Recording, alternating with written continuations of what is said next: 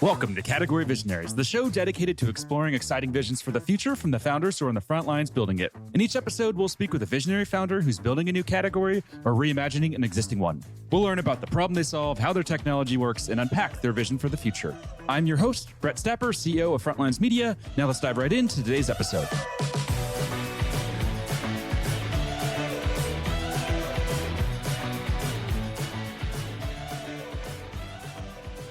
Welcome to another episode of Category Visionaries. Today we're speaking with Humphrey Bowles, CEO and founder of Superhog, a digital trust platform for the vacation rental industry that's raised over $7 million in funding. Humphrey, how are you doing? Yeah, I'm great. Thanks, Brett. Great to be on your show. Thanks for having me. No problem. Super excited to have you. Let's go ahead and just kick off with a quick summary of who you are and a bit more about your background.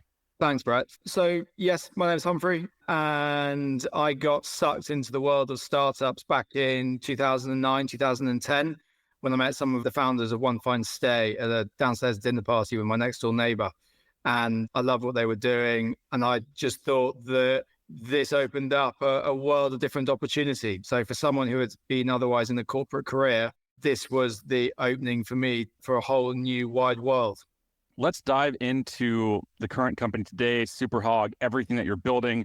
Looks like it was founded in March 2019. Take us back to March 2019. What was going on in your world? What were those early conversations like? And what were those early days like for the company? So Superhog was founded in 2019. I actually founded a previous business called Guardhog before that. And Guardhog is an insurance company, which is still up and running today.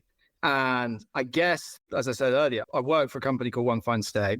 This was a property management company based in London, which expanded out to Paris, New York, Los Angeles. And I ran the head of supply at One Fine Stay. And the first question the owners would ask me is, how much money can I make? Followed by, what happens if something goes wrong? And there just wasn't a good answer to what happens if something goes wrong. There was a load of fun, confidence boosting. It won't. We know everyone who turns up, but there wasn't anything really kind of grounded there. So I left to start an insurance company thinking that insurance was going to be the right way to solve this problem. And it was, but it also really wasn't, because simply throwing some cash at someone after their home has been trashed is a pretty suboptimal way of solving that question. So that's then when we started kind of exploring tech and using tech really to see if we could turn a load of known unknowns into known knowns. And we realized that we could, and it made a massive difference in preventing the bad actors getting access to people's properties. And that's when we decided to lean into the tech and actually providing a risk management system for property managers and owners, rather than simply leaving it up to chance and then throwing some cash at it when it goes wrong. And can you paint a picture for us today of what the Superhog product looks like? Sure. So we're a risk management system, and we provide property managers with risk management programs, which enable them to make sure that they can answer three really important questions. Who is the guest? Can you trust them? And what happens if something goes wrong? So we provide a suite of risk management tools, which range from guest screening to deposit management, all the way through mediation and resolution services. And because every property manager is different, depending on their local geography and local market and local regulations, we enable them to kind of curate the right risk management program for them, which can be tailored for them, but also can be tailored to individual listings as well. So it's a really flexible toolkit, which enables them to meet the local regulations and their kind of, how do I put it, depending on what their owners and stakeholders wish them to do. And does this work if the property is being rented via Airbnb? Can the host do a third-party push here and push them to these tools, or is this for off Airbnb? So it's for both. Airbnb have some pretty tight rules about where and when you can and can't do it, what you are and are not allowed to do. For instance, you're not allowed to ask people using Airbnb to sign other T's and C's, but you are allowed to take a deposit. You are allowed to collect some personal details, and you need to, because depending on which geography you're in, it's local requirements. So it is for all short-term rental users and operators. But as we've highlighted, different platforms have different quirks. What we're able to do is to provide a consistency of service across all platforms, which makes it much easier to manage your guests and your portfolio of properties. Is it better for you, or is like that ICP someone who's not using Airbnb and they're doing direct bookings? What I've seen just from being a consumer, spending a lot of time, booking properties or vacation rentals on Airbnb, it seems like more and more companies are trying to get off Airbnb. They want to do direct bookings. Is that the sweet spot for you? Yeah, probably. We really kick in when a host wants to list their properties on more than one OTA. And by listing their properties on more than one OTA, they are by definition going to be interested in trying to take direct bookings. Now, where we are as an industry is everyone's agreed doing some background checks on guests before you hand over their keys is a bit like using a seatbelt in the car. It's just a really sensible thing to do to make sure that if there's an accident, you're not going to get hurt. So what we enable is for different property managers to implement kind of risk management strategy that they want. Some like their guests to go through a highly guest interactive journey so that their guests are fully aware that they're being screened. Others are like, well, I just want to, I guess, like, it's a bit like airport security. They're just like, hey, I just want to wave them onto the plane, but I quite want to have a quick knowledge of who they are. What we're here to do is not dictate what they should or shouldn't do. We're here to help them meet their rules and regulations, which is super important. But then we're also here to help them do what they think is best for their business and for their owners. What type of traction are you seeing today? Are there any numbers or metrics that you can share? Well, I mean, look, we're growing really fast. We've seen a pretty consistent 12% month-on-month growth rate. We've done the triple. Now we're looking to do maybe another triple, probably more likely a double with a few industry headwinds which are coming. And we're having a great time. We're really solving problems and stopping people's homes that get trashed. And honestly, Brett, like that feels pretty flipping amazing. What are those industry headwinds that are coming? Things like inflation, the kind of fairly usual headwinds which are out there today, less income, people cutting down on holidays, maybe going for 5 nights rather than 7, maybe traveling a little bit closer to home, maybe not flying rather than going to driving destinations. But we learned to shed load from COVID, and that's allowed us to have a much more kind of rounded customer base. Before COVID, we were really heavily exposed to urban markets, the new wave of short-term rentals. Whereas now we've got a lot more people who work with us who are involved in the leisure markets. So around lakes and holiday destinations. So you're what, 1 year into the business when COVID hits. What's that like for you?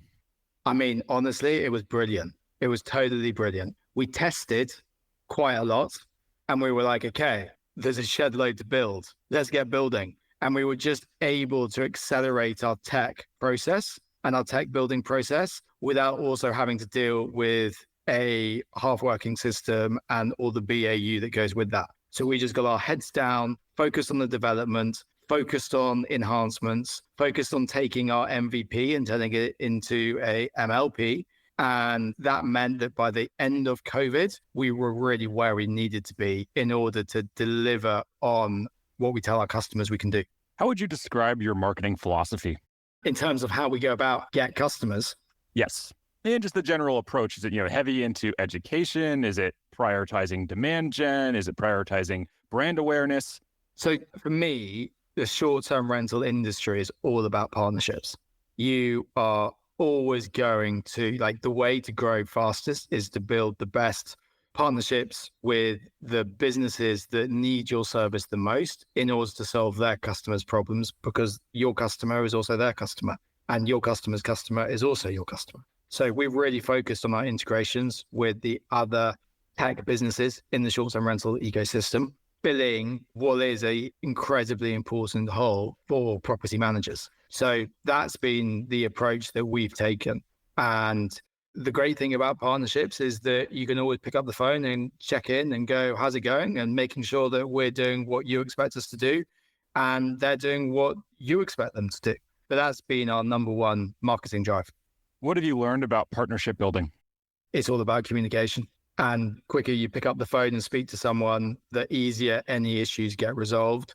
And quite frankly, everyone just appreciates the fact that you're jumping on stuff quickly. So if you ever think there might be a problem, pick up the phone, because there probably is. And it's not just you that's thinking it. And it means you can get ahead of it. I see you also have a podcast that you guys host. Talk to us about the podcast. And I know it's early in, but any benefits that you've seen, or maybe the benefits that you expect to see? I mean, getting people to talk and talk in your environment is always going to be a brilliant way to attract attention. And like you, we love normal, down-to-earth conversations with property managers, with people in the short-term rental industry, telling us about what matters to them and how they got started and what's the best thing about their business and how they think they can improve it, what's going well and what's not. And it all feeds into the learnings that you can take in order to help grow your business as quickly as possible, but in the right direction. So it's a whole information, listening, emotional intelligence piece, isn't it? Going into this podcast, let's say 6 months from now, how are you thinking about measuring the impact? I think that you've got the really obvious metrics, which are the number of listeners, the number of downloads, the subscribers, all those kind of things. For me, I guess the real testament to success is being able to identify the actual number of sales that come from it and the people who have found you through listening to the podcast. Because as a percentage of sales, we expect it to be very low, but it's a really key part of the marketing. How would I describe it? Kind of the dark side of the marketing, where you don't quite know how people do find you, but the podcast is something where you can send it to your mates. You can say, hey, this told me a lot. And what we try to do is not talk about ourselves. We try and get property managers to talk about them and their businesses, because that is ultimately what listeners want to hear. This show is brought to you by Frontlines Media, a podcast production studio that helps B2B founders launch, manage, and grow their own podcast. Now, if you're a founder, you may be thinking, I don't have time to host a podcast. I've got a company to build. Well, that's exactly what we built our service to do. You show up and host, and we handle literally everything else. To set up a call to discuss launching your own podcast, visit frontlines.io/podcast. Now, back to today's episode. What about market category? So when I introduced you, I introduced it as a digital trust platform. Are you seeing demand in vacation rentals now? Are vacation rentals or property managers, are they on the hunt? Are they looking for a digital trust platform? Or are you really trying to create demand, educate the market so that they are saying, shit, we need one of these. We need a digital trust platform? So for me, a digital trust platform is another word for a risk management system. Now, I think within short-term rentals, we are category creating. I think that there's 3 questions every property manager needs to answer before they hand over the keys of a home to a stranger. They need to answer, who is the guest? Can you trust them? And what happens if something goes wrong? Now, we are the only business that can answer all 3 of those questions immediately, globally, and we can do that in an instant. So for me, we are reshaping and redefining what the answer to that second question that every owner asks is. So every owner asks, what happens if something goes wrong? And we enable property managers to go, well, it won't because of this. And then they can take them through the process of what the company does. And if the owner goes, that's not good enough, I also want to collect an ID, or I also want to do a sex offender check, or I also want to take a deposit, or whatever else it might be, we can then help that property manager implement that. So there is no way that you cannot answer that question for that owner in a way which makes that owner go, you know, hell, this property manager knows exactly what they're doing and I want to work with them. And from my days in property management, what I found is the first question people ask is, how much money can I make? You're not answering that question for any other reason apart from trying to build some credibility and show that you know the market. It's like a realtor, isn't it? You might like the person who says it's going to go for the highest price. That doesn't mean you're going to get the highest price. So the real answer, which wins that client, is being able to answer this question, because that's what's going to build confidence and build trust. Let's talk a little bit about messaging. So last week I was spending some time on your site, and it was very obvious to me that you have very clear, very crisp messaging. I walked away actually knowing what you do. Oftentimes when I go to a website, I walk away scratching my head, wondering what the hell this company does. You guys have nailed it with messaging. Did you do that on day one, or was this a journey to get your messaging to this point? 100%. It was a journey to get it to this point. I don't think we really knew what we did for the first 12 or 18 months. We didn't really know what our customers wanted for the first 18 months. So it is definitely a journey. It's definitely an involvement. And you're really kind to say it's really clear. For me, it can still be clearer. There is still a load of work that we need to do so that when a customer comes to our site, they can find what they want to find in order to answer that question and go, yes, these guys can do it. I'm going to get in touch. I think that has to be like a founder's curse. This idea that a website's ever done. With our own website, we spend 3 months, we roll it out, and then I'm literally every week, let's change this, let's change this. It's truly never finished. So I can completely relate there. And I think every founder listening in can relate as well. It does have to change, but that also makes sense that it has to change.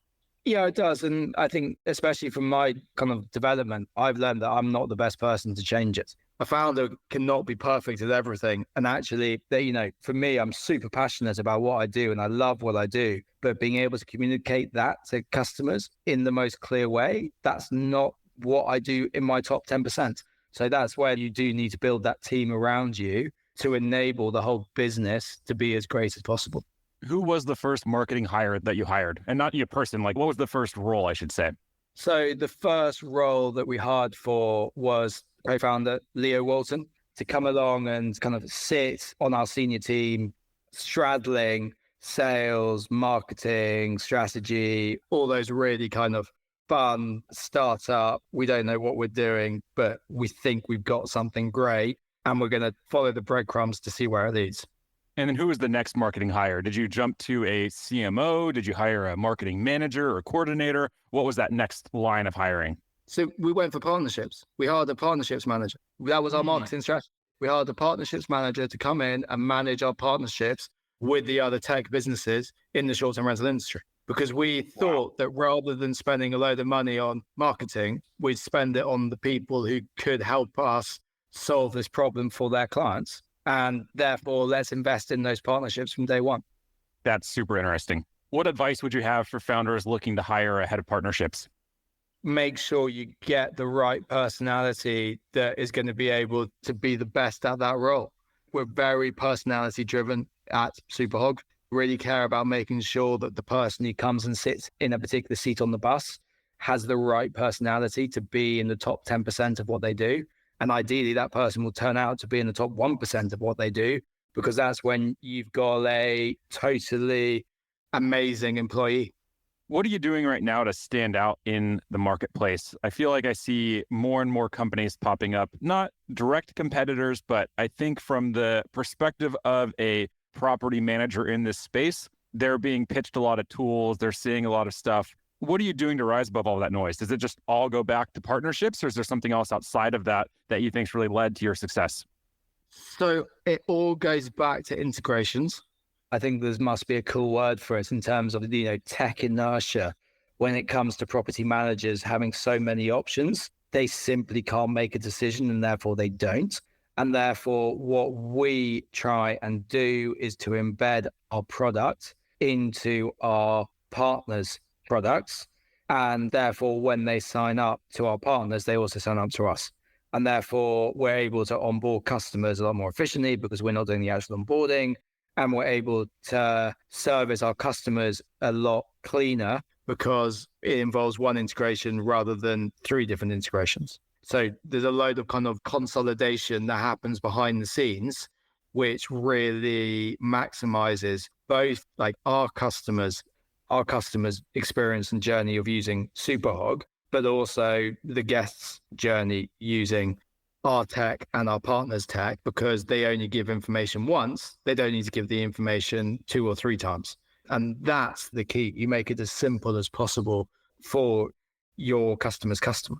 And what our North Star is really trying to balance risk management with the guest experience. And I go back to the analogy of airport security. In many ways, Superhog is like airport security. The first time you turn up, you have to take off your shoes, you have to put all your kit through the scanner, you get padded and arms above the heads and everything like that. But the next time you turn up, we can just say, hey, we know you, Brett. You just go get straight on the plane. No problem. And that's the real beauty of Superhog, is that it's not really machine learning. It's just learning. But every time we have a booking, we learn, and then we can make that guest experience even cleaner the next time they go through our platform.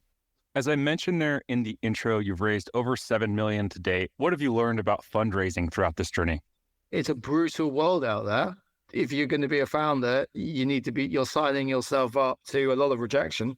So you need to be able to be like a goldfish. You just need to forget it and move on and not take someone's negative feelings or views with you. The fact that you can get one person to buy your product means that there's a market for your product. It might not be a particularly big market and you might need to evolve what you're doing, but you should still be totally pumped that you've made a sale, therefore go get the second customer. Let's imagine that a founder comes to you and they say, hey, we want to build in the prop tech space. We have a product that we're going to take to market in the prop tech space. Based on everything that you've learned so far about the market and bringing technology to market, what would be the number one piece of advice that you'd give to them? So I think, Brett, the first bit of advice would be, amazing. Congratulations. You've done something and you've tried to do something that no one else has done. That's so super amazing.